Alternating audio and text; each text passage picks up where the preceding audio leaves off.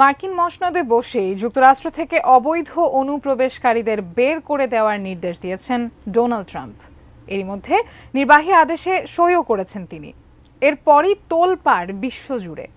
মার্কিন প্রশাসনের চিহ্নিত করা তালিকা অনুযায়ী অবৈধ ভারতীয়দের দেশে ফেরানোর প্রস্তুতিও শুরু করেছে মোদি প্রশাসন। ট্রাম্পের সুনজর পেতেই কি তাদের ফিরিয়ে আনছে ভারত? বিস্তারিত শেখ ফরিদের রিপোর্টে। ক্ষমতায় আসার পর থেকেই অভিবাসন ইস্যুতে কঠোর নীতিমালা প্রণয়ন করছেন মার্কিন প্রেসিডেন্ট ডোনাল্ড ট্রাম্প। শপথ নেয়ার সঙ্গে সঙ্গেই তিনি একাধিক নির্বাহী আদেশ জারি করেছেন। এর মধ্যে রয়েছে জন্মসূত্রে নাগরিকত্ব বাতিল এবং সীমান্তে জরুরি অবস্থা ঘোষণা। এসব পদক্ষেপের প্রভাব এরই মধ্যে শুরু হয়েছে।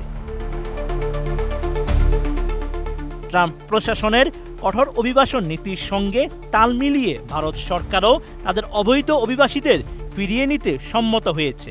নিউ ইয়র্ক ভিত্তিক সংবাদ মাধ্যম ব্লুমবার্গ জানায়, যুক্তরাষ্ট্রে অবৈধভাবে বসবাসরত ভারতীয় নাগরিকদের শনাক্ত ও ফিরিয়ে নেওয়ার জন্য কাজ করতে প্রস্তুত নয়াদিল্লি।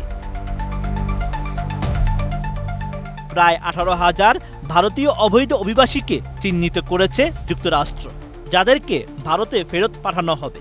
ভারত সরকার এ বিষয়ে যাচাই বাছাই করে প্রক্রিয়া শুরু করবে, যদিও প্রকৃত সংখ্যা আরো বেশি হতে পারে বলে ধারণা করা হচ্ছে। নির্মাণ কাজেও আমি বেছে নেই CSRM TMT 500W, committed for better still।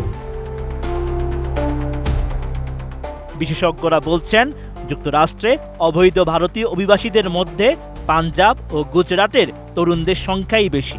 তবে কোন রাজ্যের কতজন এই তালিকায় রয়েছেন তা এখনো নির্দিষ্ট করে জানা যায়নি।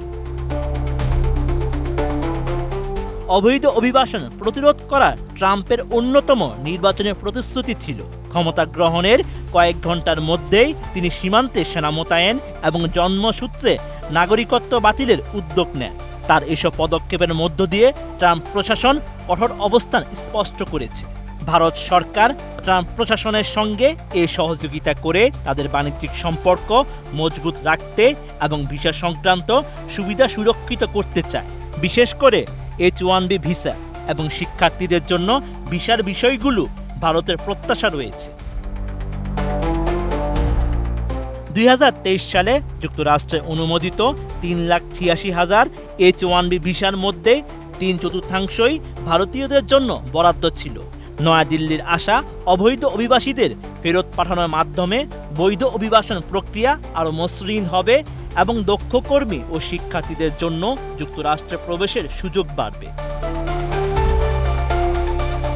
এ বিষয়ে ভারতের পররাষ্ট্র মন্ত্রণালয়ের মুখপাত্র রণধীর জয়সওয়াল জানান, অবৈধ অভিবাসন প্রতিরোধে ভারত ও যুক্তরাষ্ট্র একসঙ্গে কাজ করছে।